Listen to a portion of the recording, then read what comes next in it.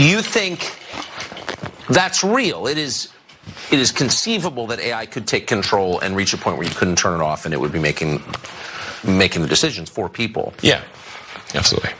Absolutely. No, that's definitely the way things are headed, for sure.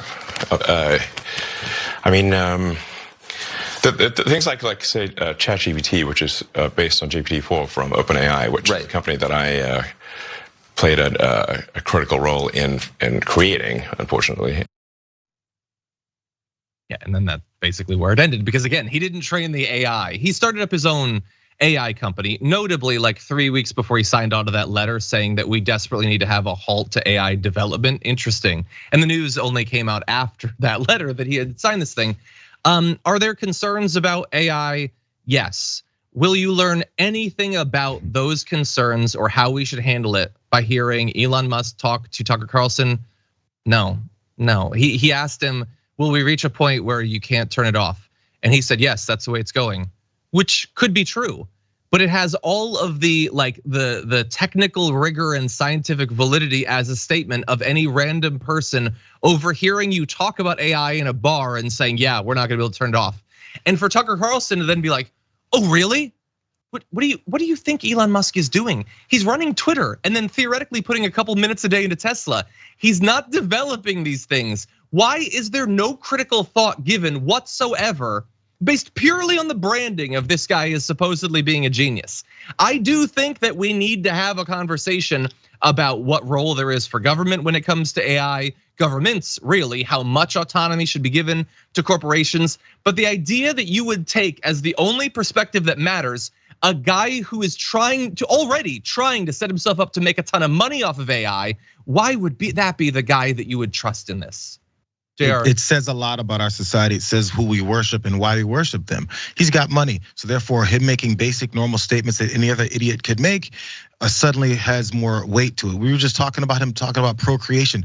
Why does Elon Musk give a damn whether or not a bunch of folks are procreating at the rate that he likes? What is it about him that makes him be the arbiter of whether or not we're procreating enough for his vision of the future of the world? Who the F are you, Elon Musk, to be saying these types of things? We promote him because of money, perceived money. The same way we had perceived money of Donald Trump and promote him to this next stage. And look how much of an idiot he was and everything he did.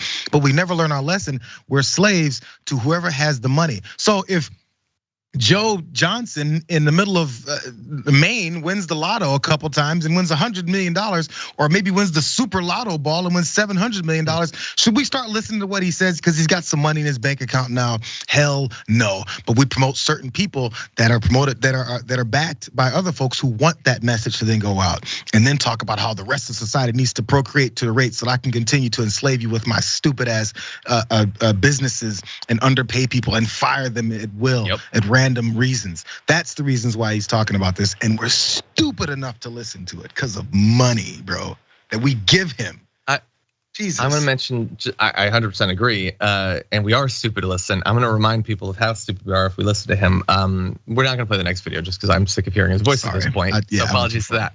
But so one of the things that Tucker actually asked him was it a mistake to buy Twitter? Now, that seems like a hard question because after all, it hasn't been going well. But it was pitched as being so like, all you wanted to do was to save free speech, and that has become difficult because of nothing having to do with you. So was it a bad decision?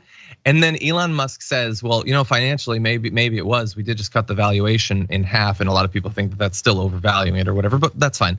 And then he says, especially because like it was really bad timing that right before I bought it, and then the advertising revenue suddenly was cut a bunch. There was suddenly way less advertising. That was just bad timing. It was just a thing that was always gonna happen. It didn't have anything to do with him winning it. And Tucker Carlson's like, yeah, dear God.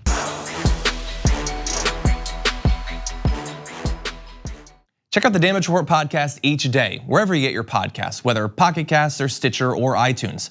You can join me as I give you the news and stories you want, with a range of co-hosts and interview guests jumping in on the fun each day. Again, that's the Damage Report, wherever you get your podcasts. And if you get them at iTunes, don't forget to rate and review. Sometimes I'll read them live on the show.